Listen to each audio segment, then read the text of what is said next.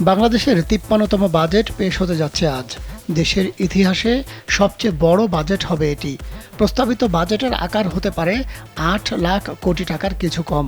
৫.৫ লাখ কোটি টাকার বেশি কর আদায়ের লক্ষ্যমাত্রা থাকছে এই বাজেটে। অন্যদিকে দেশের ইতিহাসে সবচেয়ে বয়স্ক অর্থমন্ত্রী হিসেবে প্রথমবার বাজেট পেশ করে রেকর্ড করতে যাচ্ছেন দেশের ১৮তম অর্থমন্ত্রী আবুল হাসান মাহমুদ আলী।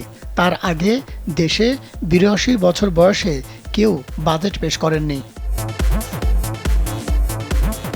১৯৪৩ সালের ২ জুন দিনাজপুরের খানসামার ডাক্তারপাড়া গ্রামে জন্ম নেন আবুল হাসান মাহমুদ আলী।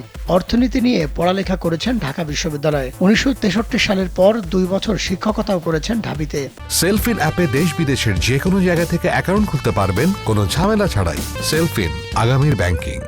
১৯৬৬ সাল থেকে পরের ৫ বছরের পুরোটাই কেটেছে পেশাদার কূটনীতিক হিসেবে।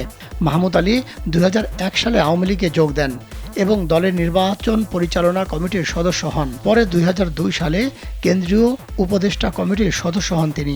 এরপর আওয়ামী লীগের আন্তর্জাতিক বিষয়ক উপকমিটির কো-চেয়ারম্যানের দায়িত্ব পালন করেন।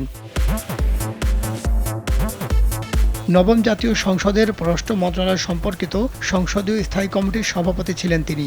দশম জাতীয় সংসদের সদস্য নির্বাচিত হওয়ার পর ২০১৮ সালের ফেব্রুয়ারি থেকে পররাষ্ট্রমন্ত্রীর দায়িত্ব পালন করেন।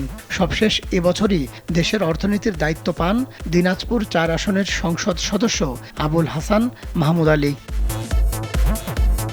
২০২৪-২৫ অর্থ বছরের এই বাজেট প্রস্তাব বিকাল ৩টায় জাতীয় সংসদে পেশ করবেন মাহমুদ আলী।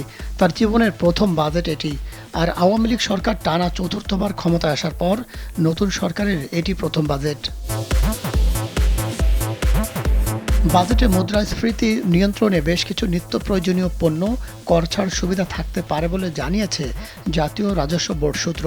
খসড়া বাজেট পেশের পর এর উপর সংসদে আলোচনা হবে, তাতে অংশ নেবেন সংসদ সদস্যরা। বাজেট অধিবেশনের দীর্ঘ আলোচনা শেষে আগামী ৩০ জুন বাজেট পাশ হওয়ার কথা রয়েছে।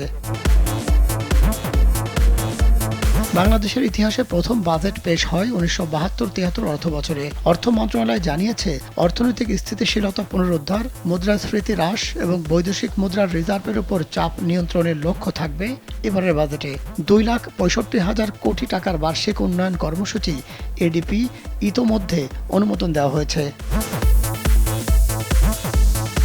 বিগত বাজেটের চেয়ে ২০২৪-২৫ অর্থ বছরের এই বাজেট ৪.৬% বড় হতে পারে বলে ধারণা করা হচ্ছে। মাহমুদ সোহেল, কালবেলা।